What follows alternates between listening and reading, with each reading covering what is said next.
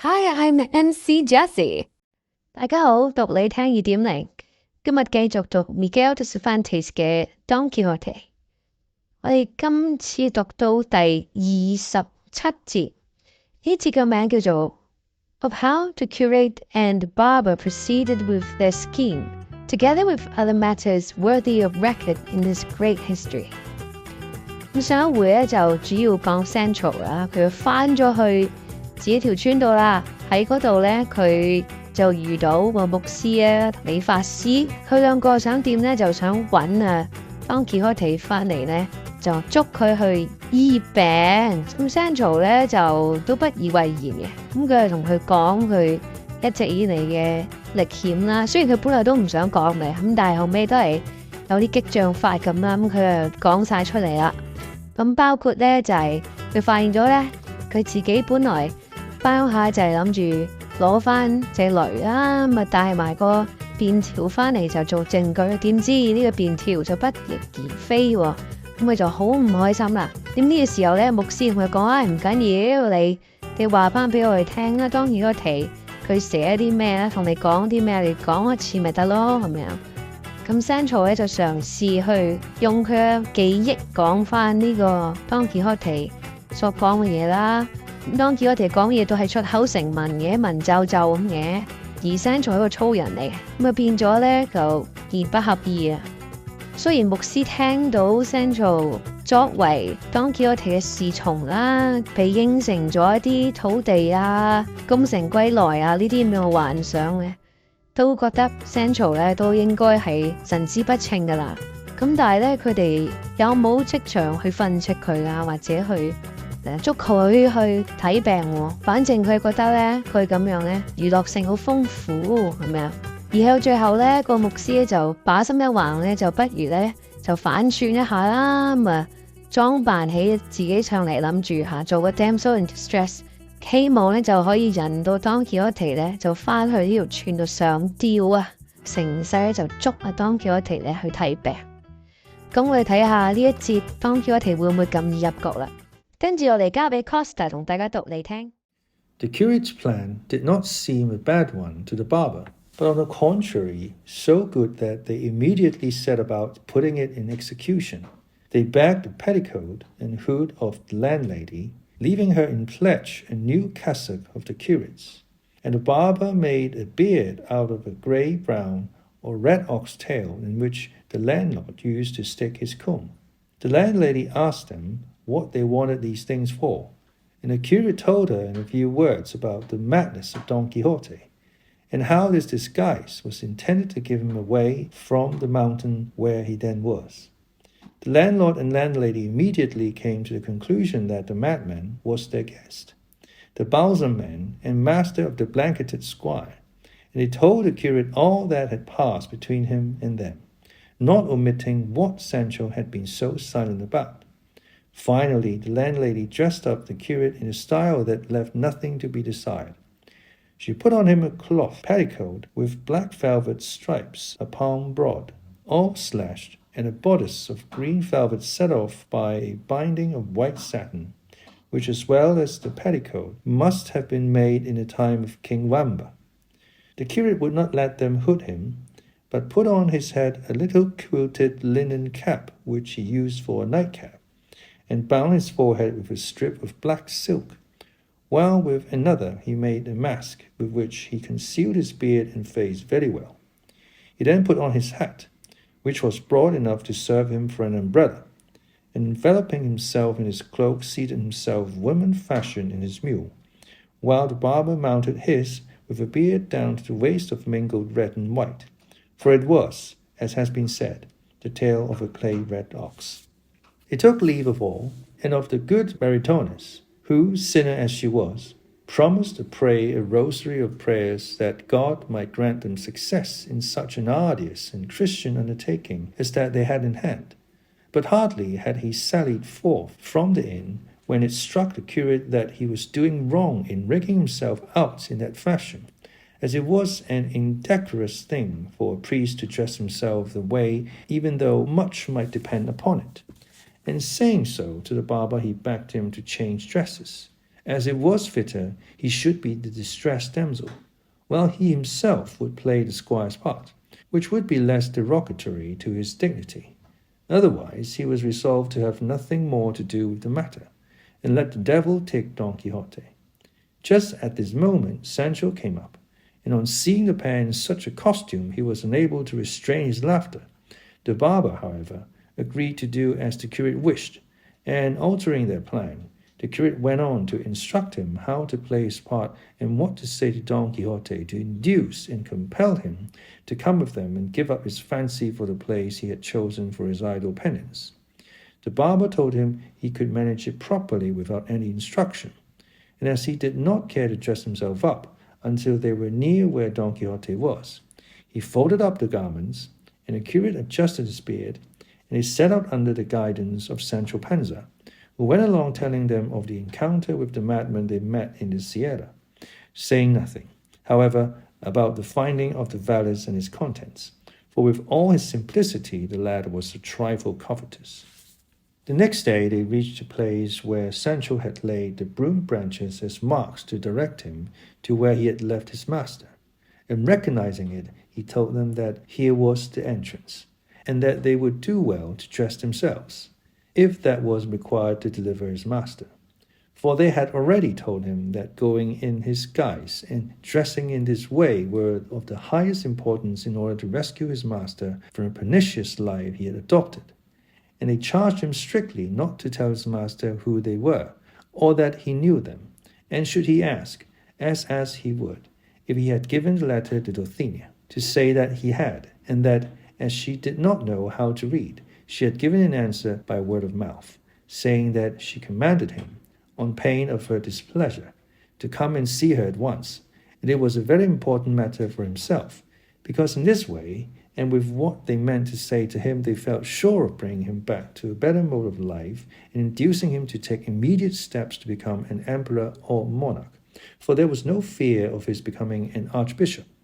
All this Sancho listened to and fixed it well in his memory, and thanked them heartily for intending to recommend his master to be an emperor instead of an archbishop, for he felt sure that in the way of bestowing rewards on the squires, emperors could do more than archbishops errant. He said too that it would be as well for him to go on before them to find him, and give him his lady's answer, for that perhaps might be enough to bring him away from the place without putting them to all this trouble.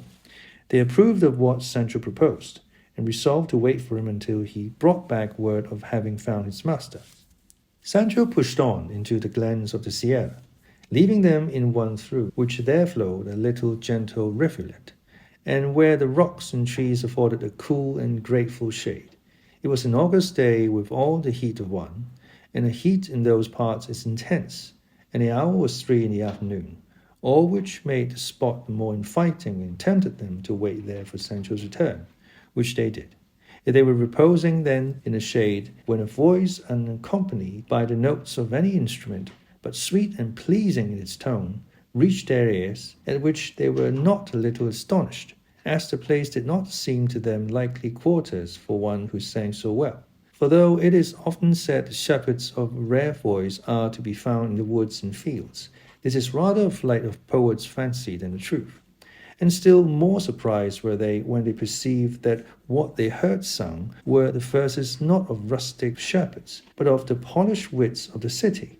And so it proved, for the verses they heard were these: What makes my quest of happiness seem vain? Disdain. What bids me to abandon hope of ease? Jealousies. What holds my heart in anguish of suspense? Absence.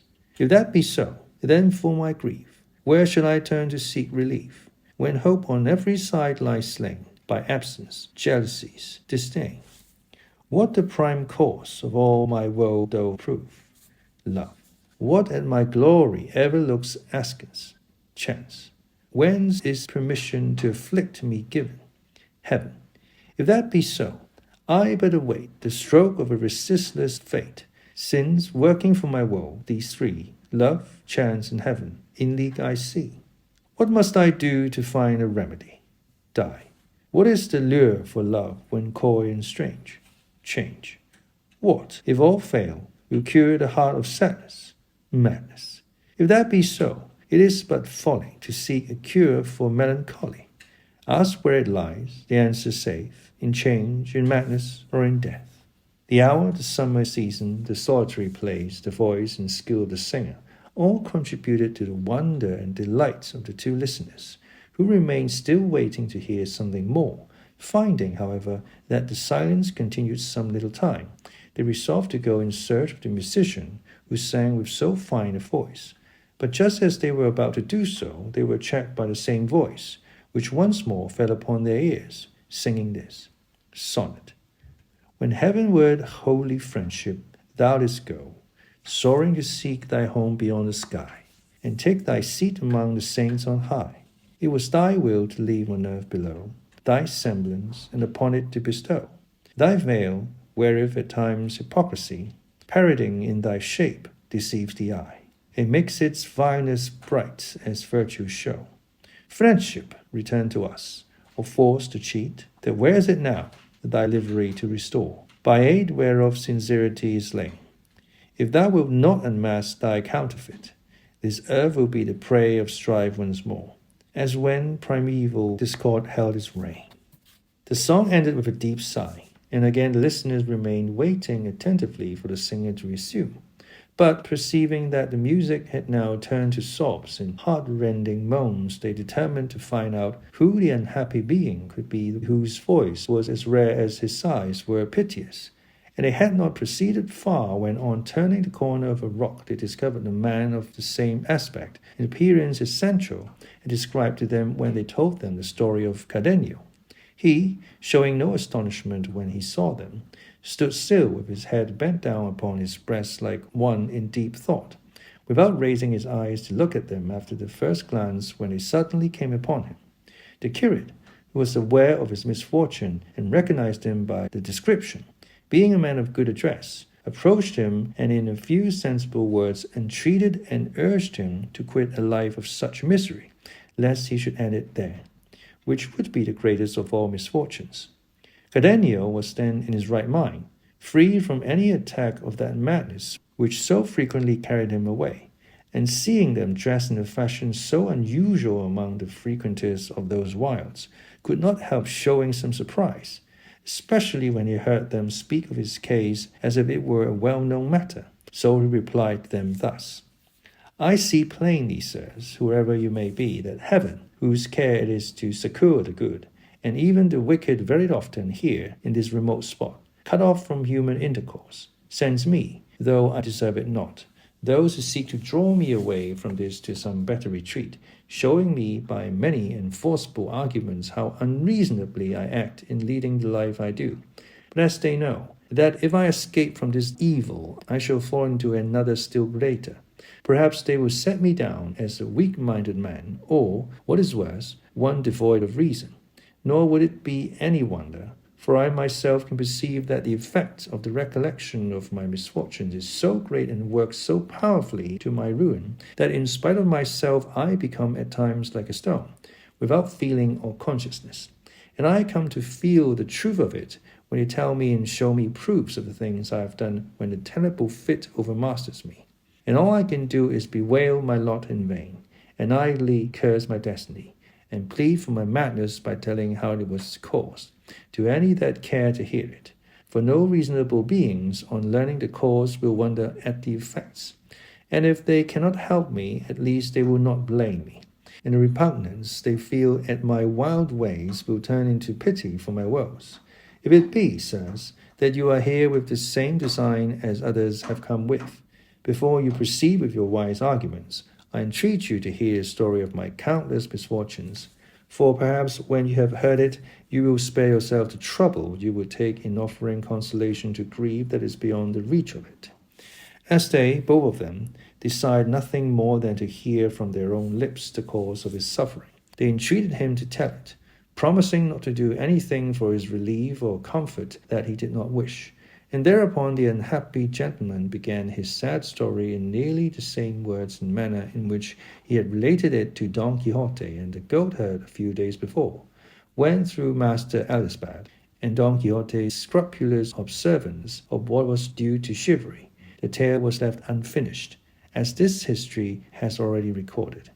but now, unfortunately, the mad fit kept off, allowed him to tell it to the end. And so, coming to the incident of the note which Don Fernando had found in the volume of Amadis of Gaul, Cardenio said that he remembered it perfectly and that it was in these words: Lucinda to Cardenio.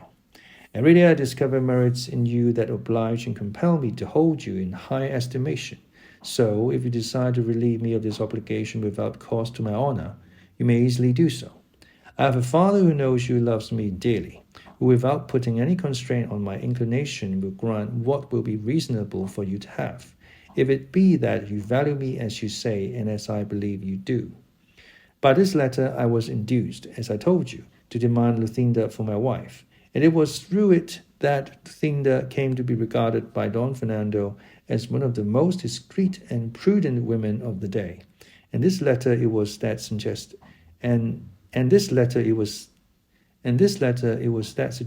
his design of ruining me before mine could be carried into effect. I told Don Fernando that all Lucinda's father was waiting for was that mine should ask her of him, which I did not dare to suggest to him, fearing that he would not consent to do so, not because he did not know perfectly well the rank, goodness, virtue, and beauty of Lucinda, and that she had qualities that would do honor to any family in Spain, but because I was aware that he did not wish me to marry so soon, before seeing what the Duke Ricardo would do for me. In short, I told him I did not venture to mention it to my father, as well on account of that difficulty, as of many others that discouraged me, through I knew not well what they were, only that it seemed to me that what I desired was never to come to pass. To all this Don Fernando answered that he would take it upon himself to speak to my father, and persuade him to speak to Lucinda's father. O ambitious Marius! O cruel Catiline! O wicked Cilia! O perfidious Scandalin! O treacherous Valido! O vindictive Julian! O covetous Judas! Traitor, cruel, vindictive, and perfidious, wherein had this poor wretch failed in his fidelity, who with such frankness showed thee the secrets and the joys of his heart? What offense did I commit? What words did I utter? Or what counsels did I give that had not the furtherance of thy honor and welfare for their aim? But woe is me, wherefore do I complain? For sure it is that when misfortunes spring from the stars, descending from on high, they fall upon us with such fury and violence that no power on earth can check their course, nor human device stay their coming. Who could have thought that Don Fernando, a high-born gentleman, intelligent, bound to me by gratitude for my services, one that could win the object of his love wherever he might set his affections, could have become so obdurate, as they say, as to rob me of my one ewe lamb that was not even yet in my possession? But laying aside these useless and unavailing reflections, let us take up the broken thread of my unhappy story.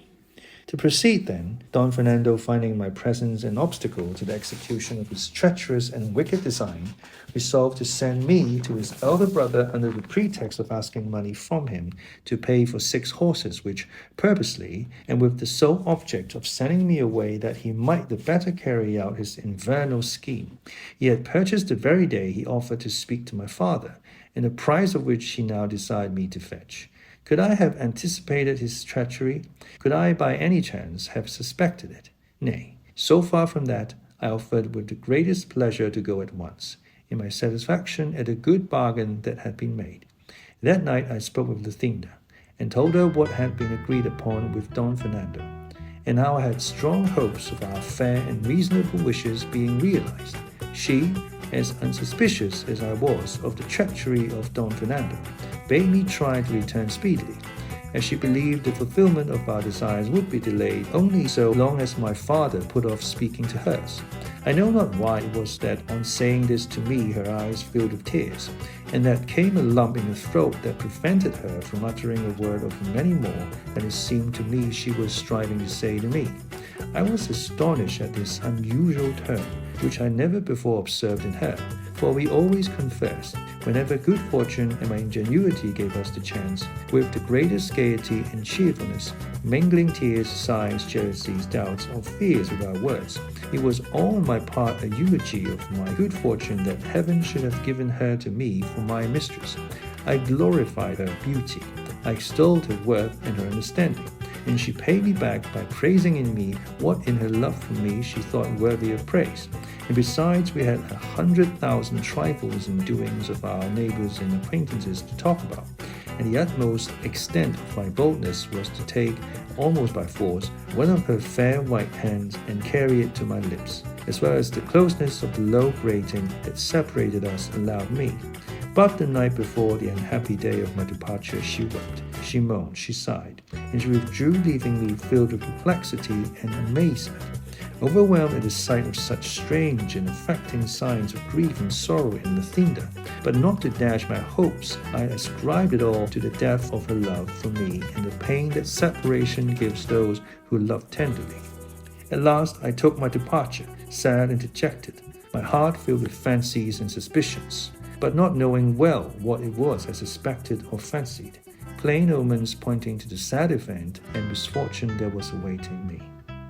I reached a place whither I had been sent, gave a letter to Don Fernando's brother, and was kindly received but not promptly dismissed, for he desired me to wait, very much against my will, 8 days in some place where the Duke his father was not likely to see me, as his brother wrote that the money was to be sent without his knowledge, all of which was a scheme of the treacherous Don Fernando, for his brother had no want of money to enable him to dispatch me at once. The command was one that exposed me to the temptation of disobeying it, as it seemed to me impossible to endure life for so many years separated from Lathinda, especially after leaving her in the sorrowful mood I have described to you. Nevertheless, as a dutiful servant I obeyed, though I felt it would be at the cost of my well-being. But 4 days later there came a man in quest of me with a letter which he gave me, and which by the address I perceived to be from Lathinda, as the writing was hers. I opened it with fear and trepidation, persuaded that it must be something serious that had impelled her to write to me when at a distance, as she seldom did so when I was near. Before reading it, I asked the man who it was that had given it to him, and how long he had been upon the road. He told me that as he happened to be passing through one of the streets of the city at the hour of noon, a very beautiful lady called to him from a window, and with tears in her eyes said to him hurriedly, "Brother, if you are, as you seem to be, a Christian, for the love of God I entreat you to have this letter dispatched without a moment's delay to the place and person named in the address, all which is well known, and by this you will render a great service to our Lord, and that you may be at no inconvenience in doing so, take what is in this handkerchief." And said he, with this she threw me a handkerchief out of the window, in which were tied up 100 reals and this gold ring which I bring here together with the letter I have given you. And then without waiting for any answer she left the window, though not before she saw me take the letter and the handkerchief, and I had by signs let her know that I would do as she bade me. And so, seeing myself so well paid for the trouble I would have in bringing it to you, and knowing by the address that it was to you it was sent, and also unable to resist that beautiful lady's tears, I resolved to trust no one else, but to come myself and give it to you. And in 16 hours from the time when it was given me, I have made the journey, which, as you know, is 18 leagues. All the while the good-natured improvised courier was telling me this, I hung upon his words, my legs trembling under me so that I could scarcely stand. However, I opened the letter and read these words. "The promise Don Fernando gave you to urge your father to speak to mine, he has fulfilled much more to his own satisfaction than to your advantage. I have to tell you, Senor, that he has demanded me for a wife, and my father, led away by what he considers Don Fernando's superiority over you, has favored his suit so cordially that in 2 days hence the betrothal is to take place with such secrecy and so privately that the only witness are to be the heavens above and a few of the household. Picture to yourself the state I am in. Judge if it be urgent for you to come. The issue of the affair will show you whether I love you or not. God grant this may come to your hand before mine shall be forced to link itself with his who keeps so ill the faith that he has pledged." Such, in brief, were the words of the letter, words that made me set out at once without waiting any longer for reply or money. For I now saw clearly that it was not the purchase of horses, but of his own pleasure that had made Don Fernando send me to his brother. The exasperation I felt against Don Fernando, joined with the fear of losing the prize I had won by so many years of love and devotion, lent me wings. so that almost flying I reached home the same day, by the hour which served for speaking with Luthinda. I arrived unobserved, and left the meal on which I had come at the house of the worthy man who had brought me the letter. And fortune was pleased to be, for once, so kind that I found Luthinda at the grating that was the witness of our loves. She recognized me at once, and I her, but not as she ought to have recognized me, or I her. But who is there in the world that can boast of having fathomed or understood the wavering mind and unstable nature of women? Of a truth, no one. To proceed, as well as Luthinda saw me, she said, Cardenio, I am in my bridal dress, and the treacherous Don Fernando and my covetous father are waiting for me in the hall with the other witnesses. Who shall be the witness of my death before they witness my betrothal? But not distressed, my friend, by contrive to be present at this sacrifice, and if that cannot be prevented by my words, I have a dagger concealed which will prevent some deliberate violence, putting an end to the life and giving thee first proof of the love I have borne and bear thee. I replied to her distractedly and hastily, in fear lest I should not have time to reply. May thy words be verified by thy deeds, lady, and if thou hast a dagger to save my honour, I have a sword to defend thee or kill myself if fortune be against us. I think she could not have heard all these words, but I perceived that they called her away in haste, as the bridegroom was waiting. Now the night of sorrow set in, the night of my happiness went down. I felt my eyes bereft of sight, my mind of reason. I could not enter the house, nor was I capable of any movement. But reflecting how important it was that I should be present at what might take place on the occasion, I nerved myself as best I could and went in, for I well knew all the entrances and outlets. And besides, with the confusion that in secret pervaded the house, no one took notice of me.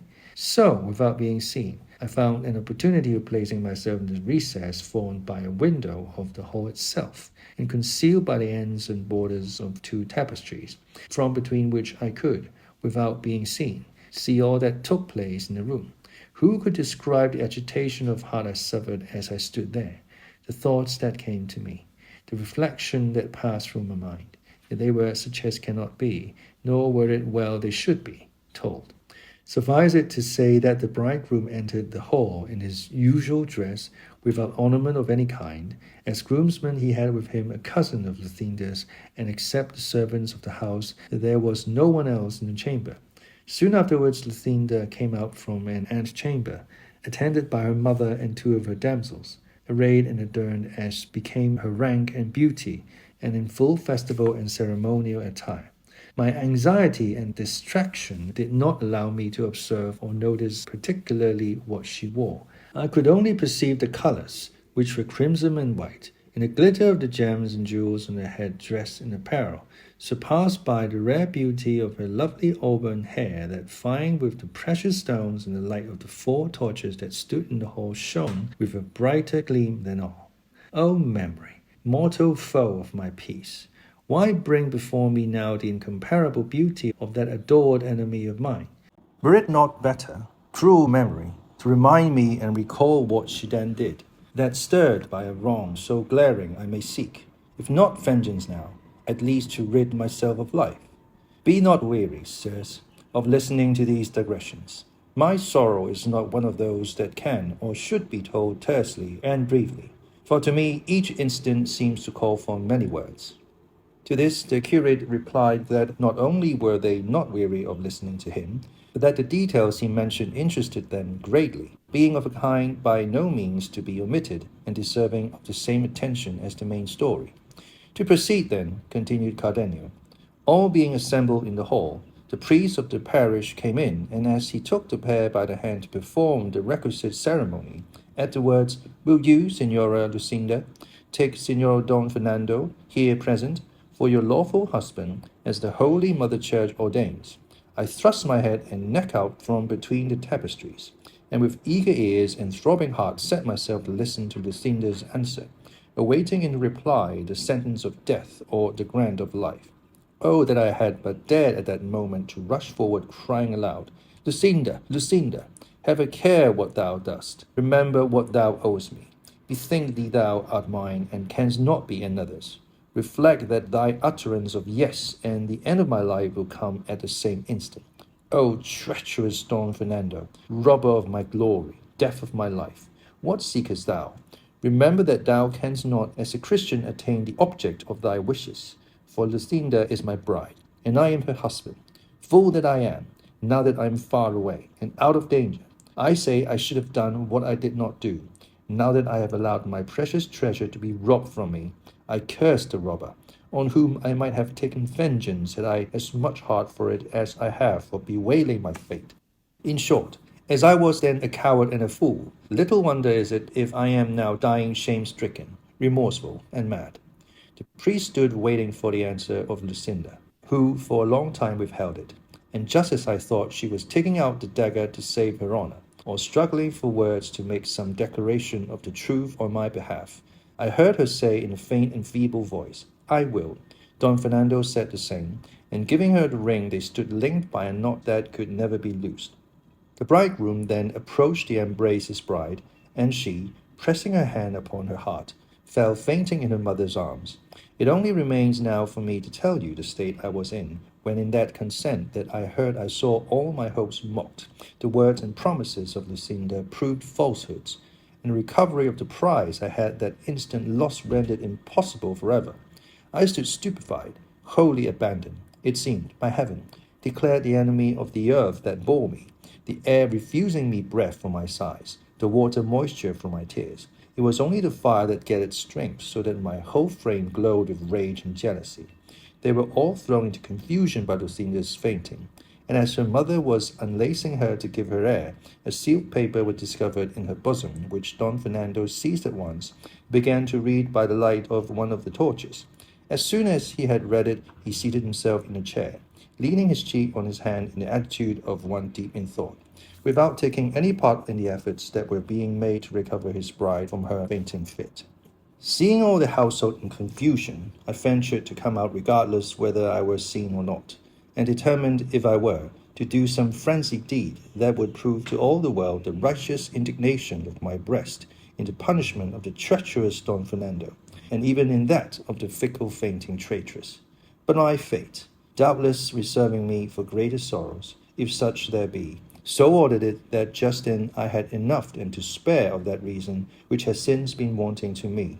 And so, without seeking to take vengeance on my greatest enemies, I resolved to take it upon myself, and on myself to inflict the pain they deserved, perhaps with even greater severity than I should have dealt out to them had I then slain them. For sudden pain is soon over, but that which is protracted by tortures is ever slain without ending life. In a word, I quitted the house and reached that of the man with whom I had left my mule.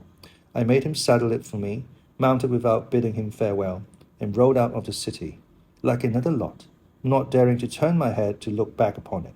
And when I found myself alone in the open country, screened by the darkness of the night, and tempted by the stillness to give vent to my grief without apprehension or fear of being heard or seen, then I broke silence and lifted up my voice in malediction upon Lucinda and Don Fernando, as if I could thus avenge the wrong they had done me.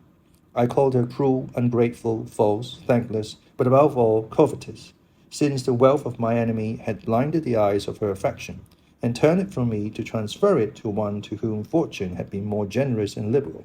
And yet, in the midst of this outburst of execration and upbraiding, I found excuses for her, saying it was no wonder that a young girl in the seclusion of her parents' house, trained and schooled to obey them always, should have been ready to yield to their wishes when they offered her for a husband a gentleman of such distinction, wealth, and noble birth, that if she had refused to accept him, she would have been thought out of her senses, or to have set her affection elsewhere, a suspicion injurious to her fair name and fame.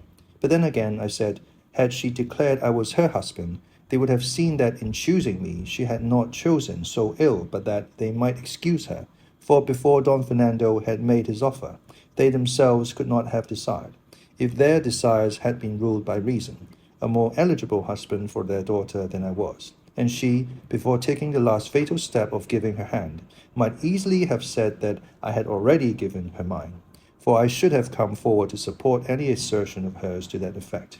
In short, I came to the conclusion that feeble love, little reflection, great ambition, craving for rank, had made her forget the words with which she had deceived me, encouraged and supported by my firm hopes and honorable passion.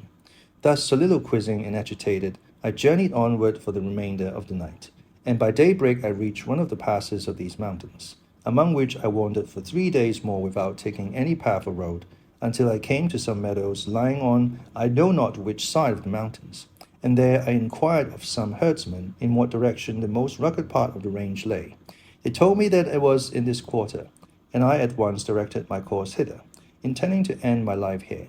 But as I was making my way among these crags, my mule dropped dead through fatigue and hunger, or, as I think more likely, in order to have done with such a worthless burden as it bore in me. I was left on foot, worn out, famishing, without anyone to help me or any thought of seeking help. And so thus I lay stretched on the ground, how long I know not, after which I rose up free from hunger and found beside me some goatherds, who no doubt were the persons who had relieved me in my need, for they told me how they had found me, and how I had been uttering ravings that showed plainly I had lost my reason. And since then I am conscious that I am not always in full possession of it, but at times so deranged and crazed that I do 1,000 mad things, tearing my clothes, crying aloud in these solitudes, cursing my fate, and idly calling on the dear name of her who is my enemy, and only seeking to end my life in lamentation. And when I recover my senses, I find myself so exhausted and weary that I can scarcely move. Most commonly, my dwelling is the hollow of a cork tree large enough to shelter this miserable body. The herdsmen and goatherds who frequent these mountains, moved by compassion, furnish me with food, leaving it by the wayside or on the rocks, where they think I may perhaps pass and find it. And so, even though I may be then out of my senses, the wants of nature teach me what is required to sustain me, and make me crave it and eager to take it. At other times, so they tell me when they find me in a rational mood, I sally out upon the road, and though they would gladly give it me, I snatch food by force from the shepherds bringing it from the village to their huts. Thus do pass the wretched life that remains to me, until it be heaven's will to bring it to a close, or so to order my memory that I no longer recollect the beauty and treachery of Lucinda, or the wrong done me by Don Fernando. For if it will do this without depriving me of life, I will turn my thoughts into some better channel. If not, I can only implore it to have full mercy on my soul. For in myself I feel no power or strength to release my body from the strait in which I have of my own accord chosen to place it. Such, sirs, is the dismal story of my misfortune. Say if it be one that can be told with less emotion than you have seen in me, and do not trouble yourselves with urging or pressing upon me what reason suggests as likely to serve for my relief, for it will avail me as much as the medicine prescribed by a wise physician avails the sick man who will not take it. I have no wish for help without Lucinda, and since it is her pleasure to be another's, when she is or should be mine, let it be mine to be a prey to misery when I might have enjoyed happiness.